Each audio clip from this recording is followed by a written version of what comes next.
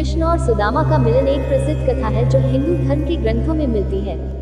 ये कहानी महाभारत काल में है, जब भगवान श्री कृष्ण द्वारका के राजा थे। सुदामा एक गरीब ब्राह्मण थे और उनकी पत्नी के साथ बहुत संकट थे। एक दिन सुदामा ने अपनी पत्नी से कहा, मैं अपने मित्र कृष्ण के पास जाऊंगा। वह धनवान हैं और मुझे मदद कर सकते हैं। सुदामा ने एक छोटा सा झोला भरकर उसका ध्यान रखा और ध्यान देने के लिए द्वारका की ओर रवाना हुए।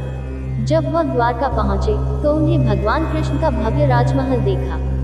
फिर भी सुदामा हुम्बली रूप से भगवान कृष्ण के पास गए और उनका आशीर्वाद मांगने लगे। कृष्ण ने सुदामा को देखकर खुशी में भर दी और उन्हें अपने आचमनीय स्थान पर बिठाया। भगवान ने सुदामा का झोला देखा और पूछा, तुमने मेरे लिए क्या लाया है? सुदामा ने हम्बली से अपने झोले से चीरा खोला और उसमें अदृश्य भव्यता की वस्तु दिखाई दी। उसके झोले में केवल एक टुकड़ा रोटी था, जो कि उसकी पत्नी ने उसे देने के लिए दी थी।